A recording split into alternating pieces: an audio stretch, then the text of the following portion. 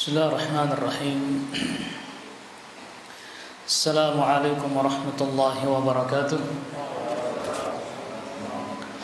Innal hamdalillah nahmaduhu wa nasta'inuhu wa nastaghfiruh wa na'udzu billahi min shururi anfusina wa min sayyiati a'malina.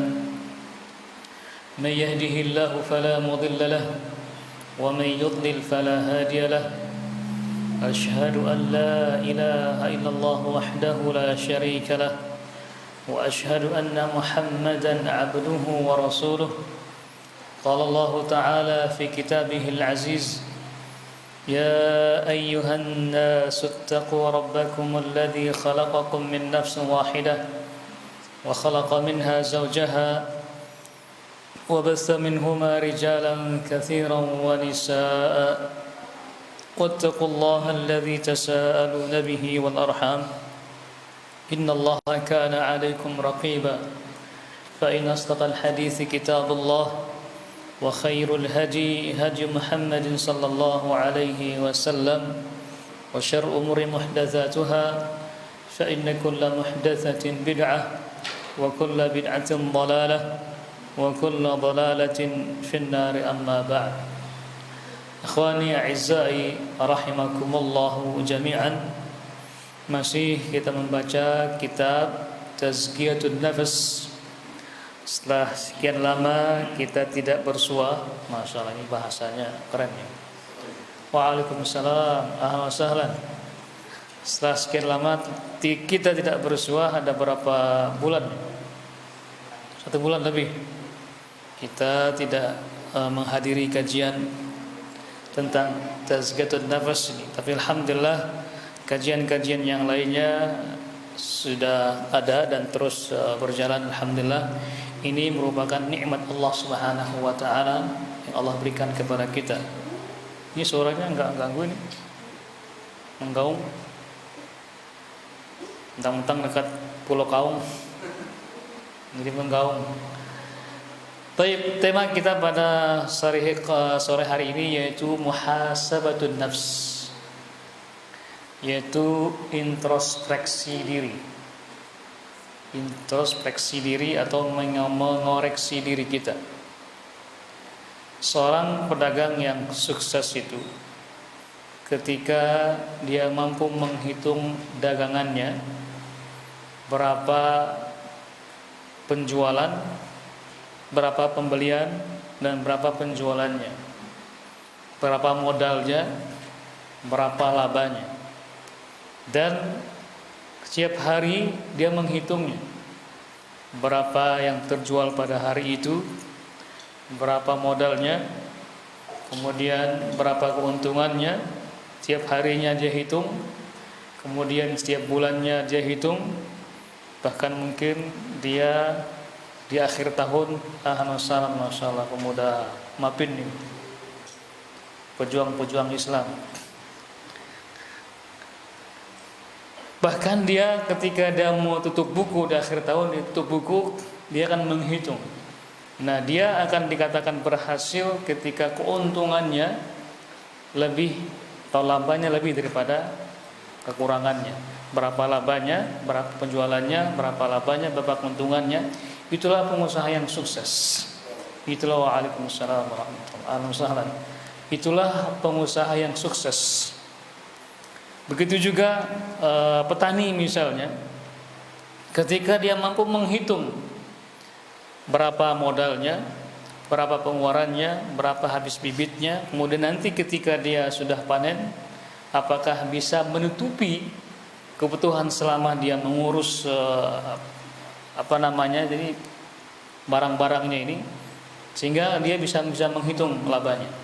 Nah, seorang muslim mukmin yang beriman kepada Allah Subhanahu wa taala yang sukses itu adalah ketika dia mampu menghitung dirinya, ketika dia mampu mengoreksi dirinya, berapa kesalahannya dia, berapa amalan yang pernah dilaksanakan, atau adakah amalan yang belum dia pernah laksanakan, apakah amalannya itu dilaksanakan dengan ikhlas atau tidak.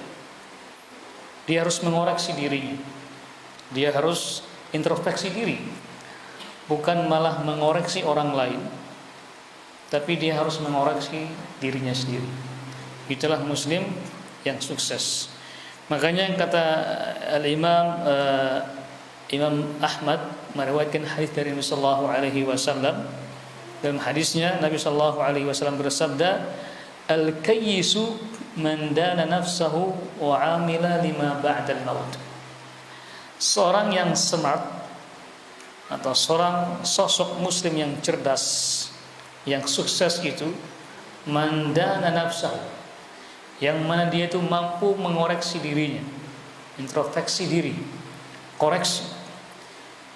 Karena seorang itu tidak akan pernah mengetahui di mana kesalahannya kalau dia tidak mengoreksinya. Jangan hanya kita bisa mampu mengoreksi orang lain, mampu bahkan pandai sekali menghitung kesalahan orang lain.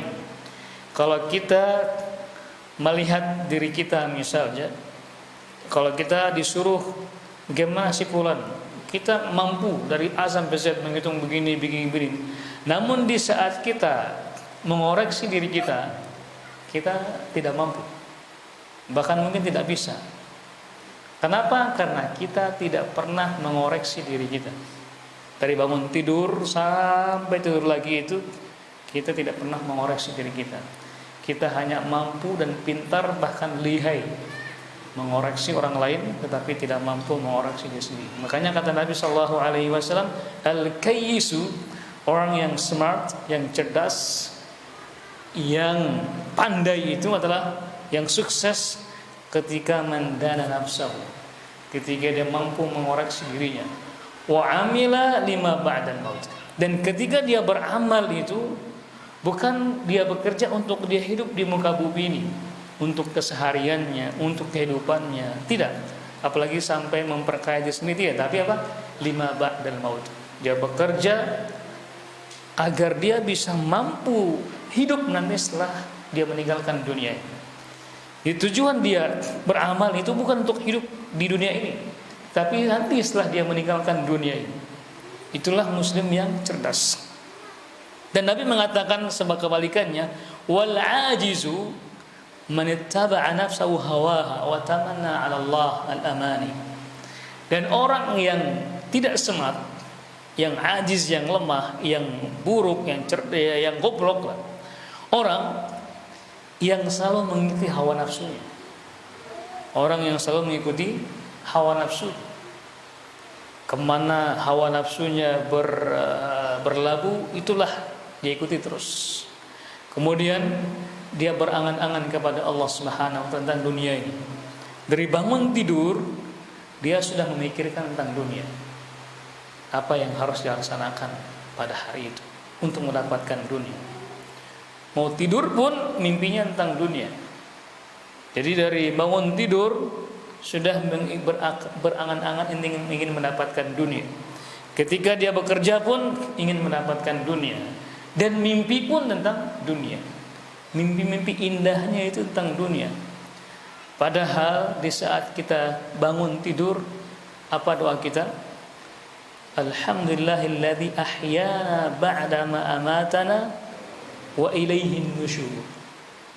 Alhamdulillah, zat yang telah menghidupkan kita atau kami ini, kemudian apa setelah kita dimatikan, diwafatkan, wa ilaihin nusyur. Ingat, kita kembali kepada Allah Subhanahu wa ta'ala. Jadi kita bangun tidur itu kita diingatkan bukan tentang dunia, tapi tentang bahwasanya kita kembali kepada Allah Subhanahu wa ta'ala. Sehingga apa?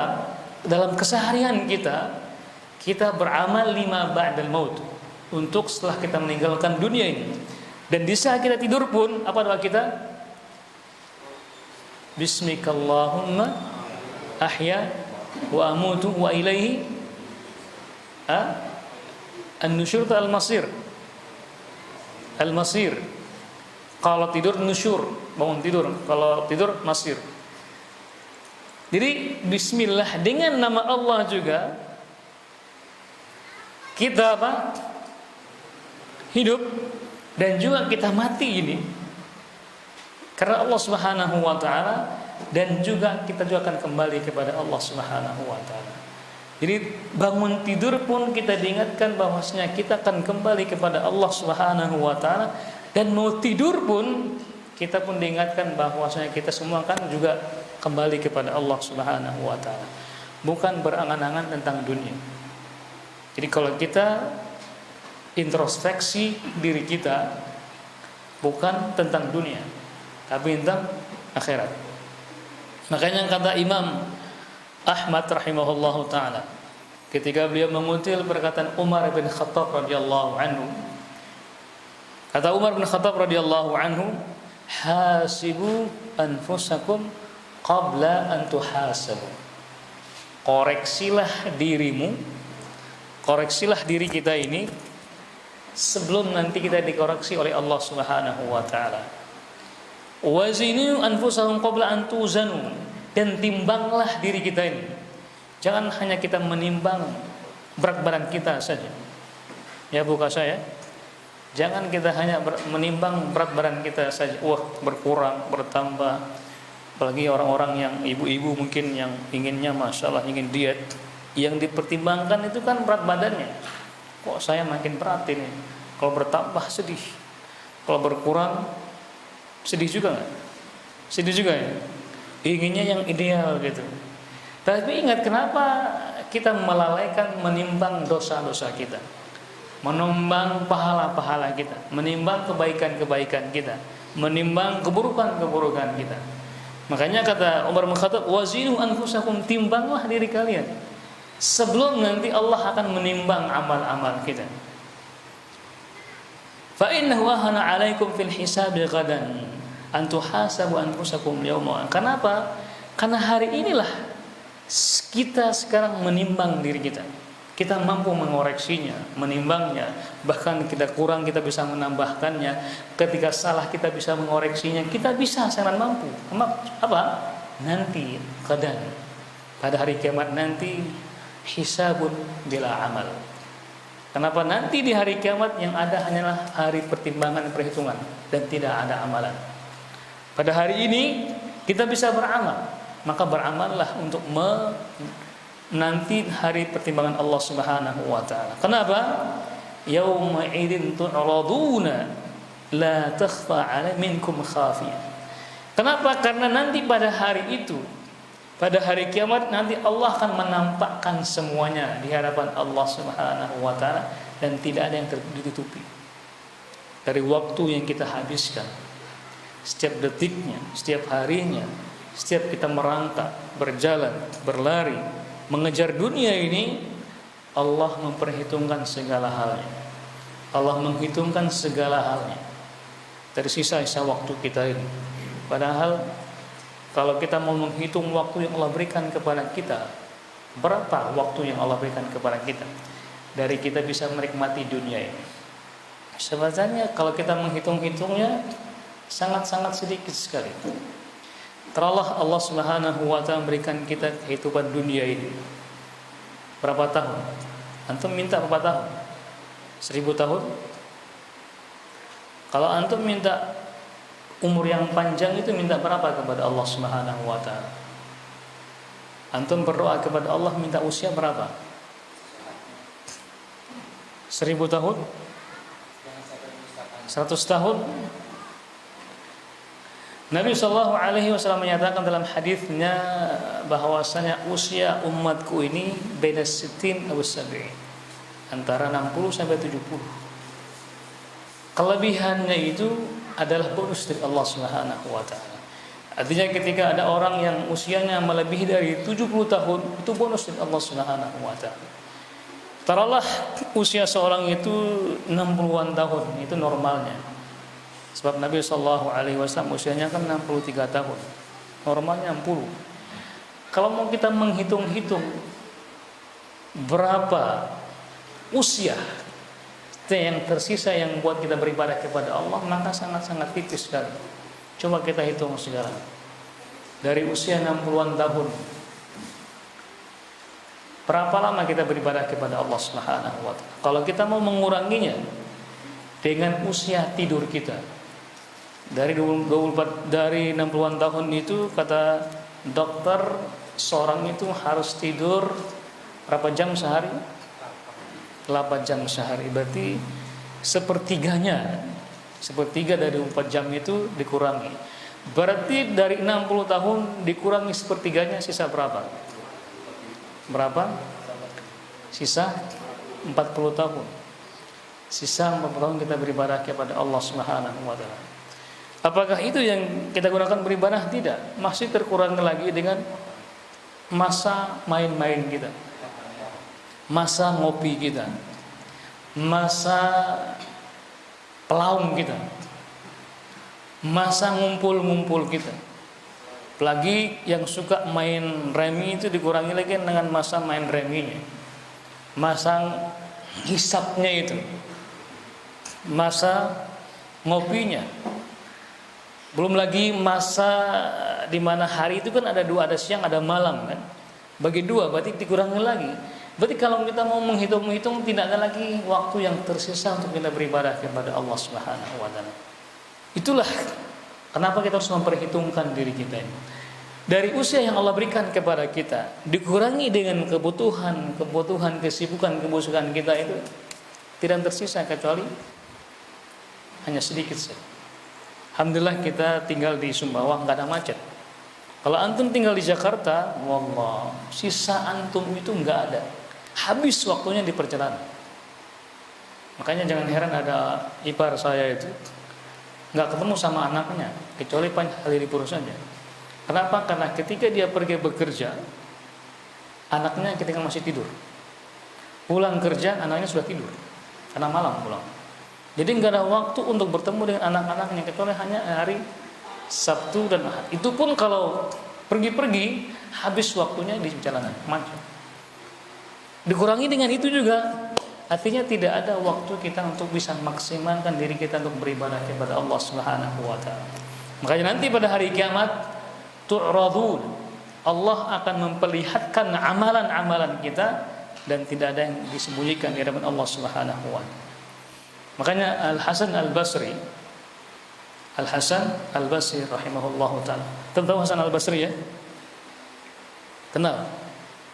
Kapan lahirnya?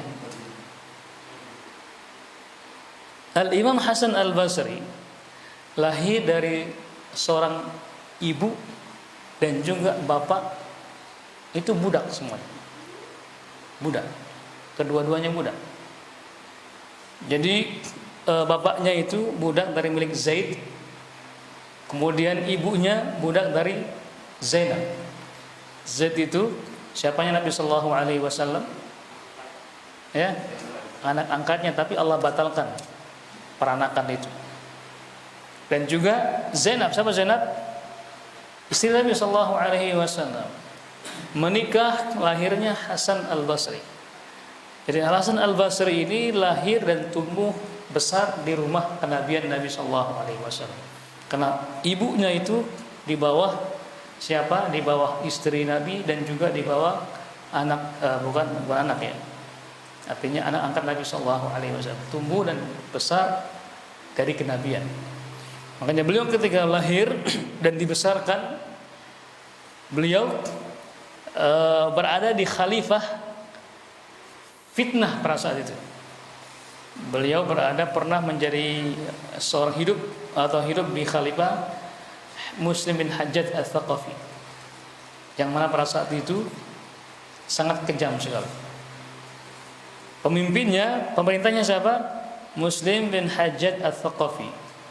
Itu kalau ada satu orang yang menentang pemerintah langsung dipenggal kepalanya, langsung dipenggal. Begitu kejamnya pimpin pada saat itu. Sekarang belum. Kalau kita bandingkan dengan yang dahulu, langsung penggal kepalanya. Nah, beberapa orang-orang yang punya hati yang lemah, ini kisah beliau dengan orang-orang ini, mendatangi Al-Hasan Al-Basri, meminta fatwa agar beliau memberikan fatwa mengangkat senjata untuk memerangi pemimpin yang zalim pada saat itu. Bayangkan begitu zalimnya, ada orang menentang langsung dipenggal kepalanya. Tidak ada pengadilan, tidak ada apa, tidak langsung dipenggal kepalanya. Begitu kejamnya siapa ini? Muslim bin Hajjaj As-Saqafi. Apa kata beliau? Jawaban beliau tidak mengatakan tidak. Beliau mengatakan dua. Kalau seandainya ini adalah ujian dari Allah Subhanahu wa taala, ujian dari Allah Subhanahu wa taala, maka kita harus bersabar dengan hal tersebut. Tapi kalau ini merupakan ancaman misalnya, maka pedang kalian tidak akan pernah bisa mengentaskan masalah ini. Artinya memerangi pemerintah yang sah dengan pedang-pedang kalian itu tidak akan bisa mengentaskan masalah ini. Maka bersabarlah dan mintalah kepada Allah Subhanahu wa taala agar Allah bisa memberikan jalan yang terbaik, solusi yang terbaik buat masalah yang kita hadapi. Dan betul setelah itu Allah berikan pilihan yang luar biasa. Jadi kalau kita sekarang melihat fenomena yang sekarang kita dengan perasaan kita, itu dahulu sudah pernah ada. Maka bersabarlah. Mintalah kepada Allah Subhanahu wa taala. Nah, kembali ke bahasan kita. Al-Hasan Al-Basri berkata tentang mengoreksi diri kita ini. Beliau mengatakan apa? Al-mu'minu qawamu ala nafsi. Seorang muslim itu harus bisa mentakwim. Itu mentakwim, mengevaluasi dirinya sendiri. Jangan hanya kita bisa mengevaluasi orang lain, sebab pemimpin pemerintahan atau dimanapun itu, kantor atau dimanapun kita berada, itu ketika mampu mengevaluasi. Makanya kan dalam belajar saja kan ada evaluasinya. Sekarang istilahnya apa? PAS ya, PAS, penilaian akhir semester. Kalau kuliah kan ada UAS, ujian akhir semester atau ujian tengah semester. Nah, begitu juga seorang muslim yang berhasil itu dia harus mampu mengoreksi dirinya. Harus evaluasi. Kita mengoreksi diri kita tiap hari, tiap minggu, tiap bulan, tiap tahun. Jangan hanya kita fokus kepada usaha saja yang kita ingin koreksi, kinerja kita, tapi ingat ibadah kita juga kepada Allah juga harus koreksi. Makanya kata beliau, al-mu'minu qawamun ala nafsi. Seorang mukmin itu harus bisa jadi pemimpin untuk diri sendiri. Jangan hanya bisa memimpin orang lain, tetapi seorang itu tidak mampu memimpin jiwanya, memimpin anggotanya, memimpin mantanya. Jangan hanya dia mampu memimpin anggota yang ada di kantornya, tapi dia juga harus mampu memimpin semua anggota tubuhnya. Dia harus bisa mengoreksi. Kenapa yuhasibu nafsahu lillah? Dia mampu mengoreksi dirinya bukan karena ingin dipuji, tidak, tapi kenapa? Dia mengoreksinya untuk Allah Subhanahu wa taala. Kenapa? Wa inna ma khaffal hisabu yaumal qiyamati ala qaumin hasibu anfusahum fid dunya. Kenapa? Karena nanti pada hari kiamat orang yang akan ringan siksaannya itu dan juga ringan timbangannya itu orang yang selalu mengoreksi, mengevaluasi dirinya ketika dia di dunia ini. Setiap harinya, setiap jamnya mengoreksi. Wa inna ma syaqqal hisabu yaumal qiyamati ala qaumin akhadhu hadzal amra ala ghairi muhasabah. Dan kebalikannya, nanti orang yang susah timbangannya itu ketika dia tidak pernah mengoreksi dirinya di dunia ini. Dianggap saya yang sudah banyak amalan, saya yang banyak berinfak, saya yang paling banyak semuanya, saya yang pertama, saya yang semuanya, saya semua. Sehingga amalan-amalan yang seharusnya lillah, tapi bukan karena Allah, terhapus semuanya hanya karena pamernya dia, hanya karena dia ingin disebut dan disanjung oleh orang lain. Oleh karena itu, Al-Imam Malik bin Dinar rahimahullahu ta'ala juga berkata tentang diri kita ini, diri ini. Beliau mengatakan apa? Rahimallahu 'abdan qala li nafsihi alasti sahibati kada. Allah akan merahmati orang yang mengatakan kepada dirinya, dia berusaha berbicara dengan dirinya sendiri, bukankah kamu pernah melaksanakan ini, pernah melaksanakan itu? Dia koreksi dirinya terus, bahkan dia menghina dirinya sendiri. Bukan hanya mampu dan pintar menghina orang lain, mengoreksi orang lain, tapi juga mampu mengoreksi diri sendiri. Kemudian thumma alzamaha kitab Allah azza wa jalla fakana laha faidah. Kemudian setelah dia menghinakan diri sendiri, berbicara dengan diri sendiri, kemudian dia bertekad untuk senantiasa mengamalkan firman Allah dan sunnah Nabi sallallahu alaihi wasallam, maka itulah yang ada faedah. Itulah yang ada faedahnya. Nah, dari apa yang kita katakan tadi, kita bisa mengambil kesimpulan bahwasanya ada dua macam kita bisa mengoreksi diri kita. Ada dua bentuk kita bermuhasab. Bentuk yang pertama yaitu sebelum kita beramal.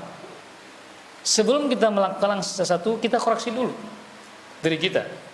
Dan yang kedua yaitu setelah kita beramal, kita bisa mengoreksi diri kita. Dalam istilah pekerjaan itu ada pekerjaan sebelum bekerja, ada pekerjaan setelah, ada namanya input atau output ya. Ya, ada inputnya, ada outputnya. Sebelum dan setelahnya seperti apa. Nah, seorang muslim juga demikian. Cara dia mengoreksi diri dia itu pertama sebelum dia beramal.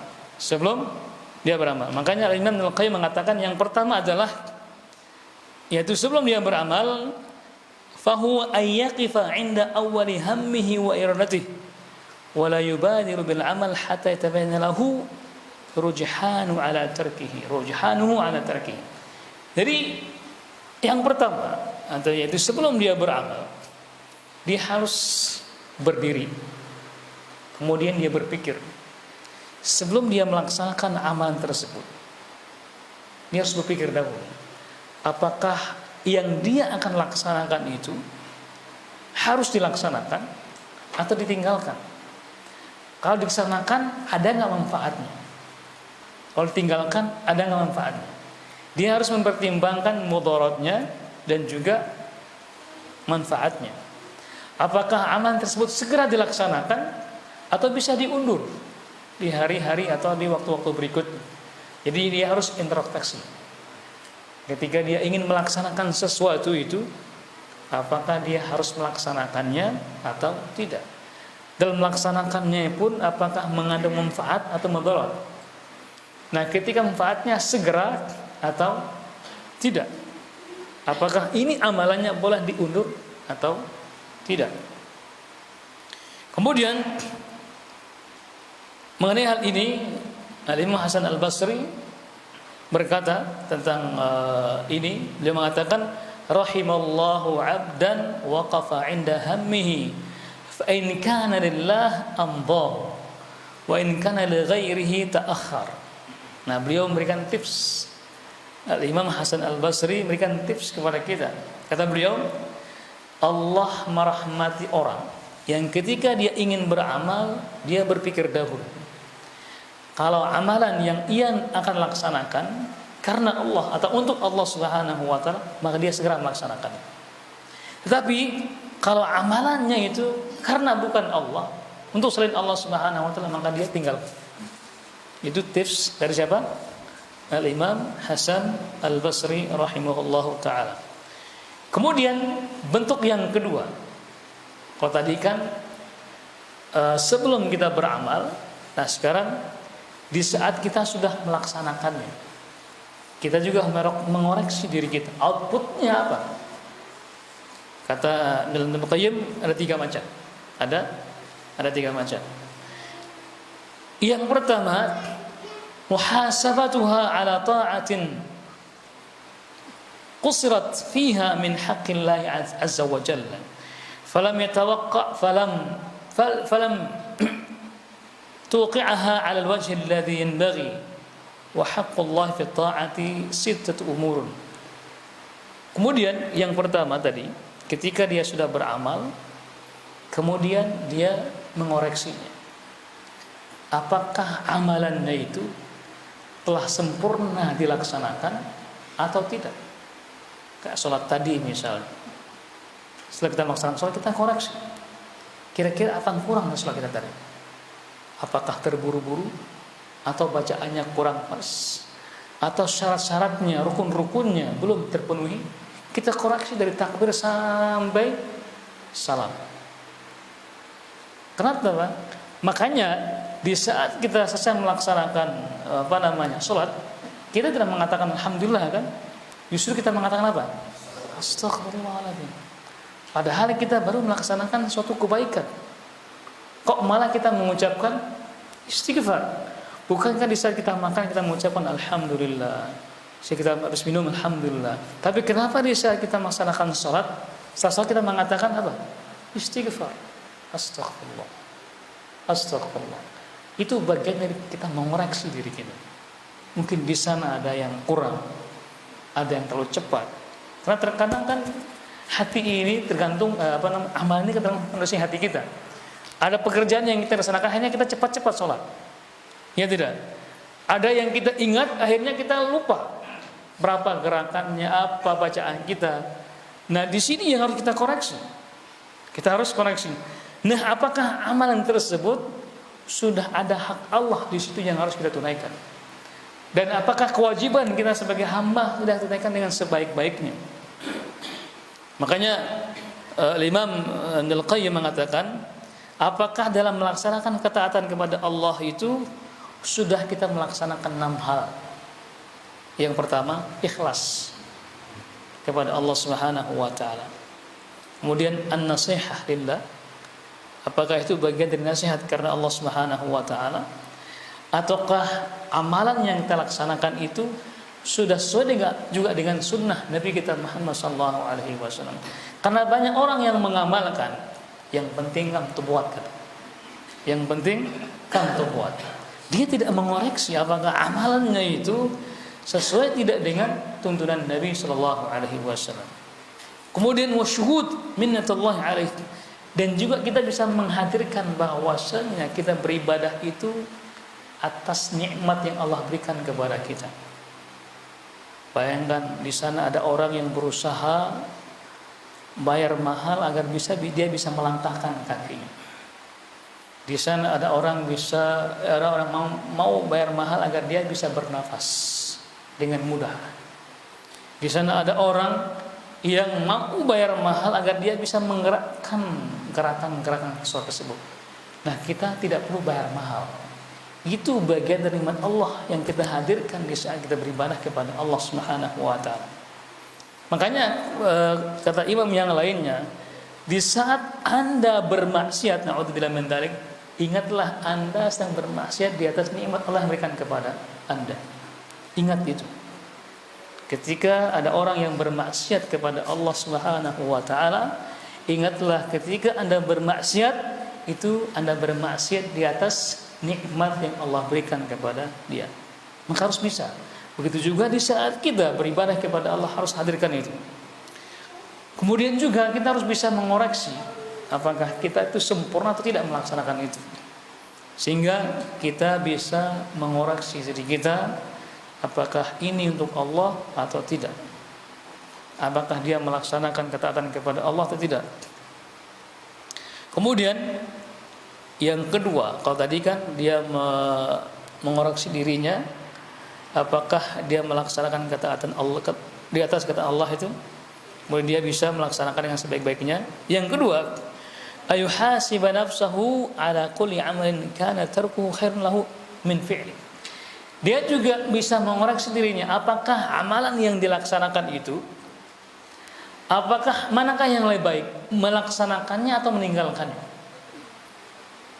Jadi amalan yang kita laksanakan itu kita harus bisa mengoreksi. Tadi pas saya laksanakan ini, baiknya saya laksanakan atau tidak.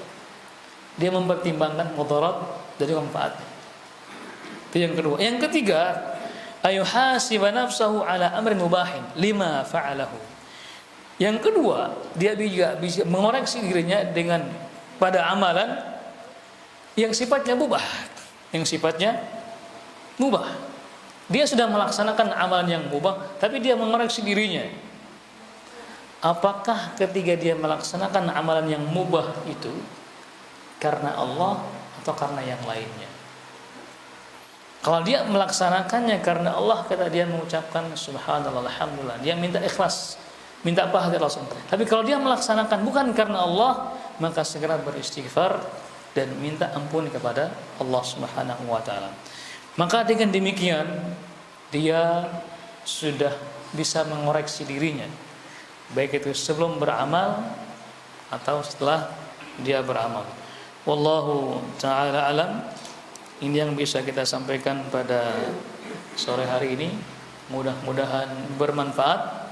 Kalau ada hal-hal yang salah atau kata-kata yang kurang berkenan, mohon dimaafkan. Ini karena keterbatasan ilmu saya. Jikalau ada benarnya, itu semuanya dari Allah Subhanahu wa taala. Wallahu taala alam. Kalau dari saya kesalahannya, kita minta maaf kepada Allah, mohon maaf, kita beristighfar kepada Allah Subhanahu wa taala. Kalau ada benarnya, itu semuanya al-haqqu minallah. Hak itu datang dari Allah Subhanahu wa taala. Insyaallah pada pertemuan berikutnya kita akan beralih ke judul baru, yaitu fawaid muhasabatun nafs. Apa sih manfaatnya kita bermuhasabah itu? Bukan berhisab ya, bermuhasabah. Kita menghitung diri kita, bukan menghisab apa yang menjadi penyakit buat kita. Wallahu taala alam.